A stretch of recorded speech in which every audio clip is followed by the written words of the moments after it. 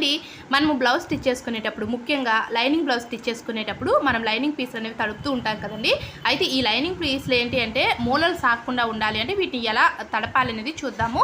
మనం first lining పీసులు మీరు ఏవైతే తడపాలనుకుంటున్నారో అన్నింటినీ కూడా తీసుకొని అన్నింటినీ ఒకే బకెట్లో అయితే వేయకూడదు. ఏమైనా కలర్ షేడ్ అవుతున్నాయి అంటే వాటిని మళ్ళీ సపరేట్గా వేరొక బౌల్లో కానీ బకెట్లో కానీ తడుపుకోవచ్చు.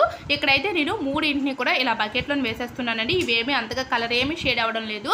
మనము చాలామంది చేసే మిస్టేక్ ఏంటి అంటే లైనింగ్ పీస్ ఇది తడిపేటప్పుడు ఏంటి అంటే మనం ఆ మడత విప్పేసి తడుపుతూ ఉంటారు కదా. అలా మడత విప్పి తడపడం కంటే కూడా డైరెక్ట్గా మనము ఎలా అయితే కొంటామో ఫోల్డింగ్ మీద వస్తుంది కదా, అదే ఫోల్డింగ్ తోటి ఇలా వాటర్లో వేసేసి ఒక 10 మినిట్స్ ఆర్ 15 మినిట్స్ పాటు అలానే ఉంచేసి తర్వాత ఈ విధంగా చేతితో పిండేసి డైరెక్ట్గా మీరు వైర్ పైన కంటే కూడా ఫ్లోర్ పైన ఆరబెట్టారనుకోండి మూలలు అనేవి సాగకుండా ఉంటాయి. మీరు స్టిచ్ చేసేటప్పుడు కూడా అంటే కట్ చేసేటప్పుడు క్లాత్ అనేది వేస్ట్ అవ్వకుండా ఉంటుంది. వీడియో నచ్చితే లైక్ చేయండి. Thanks for watching.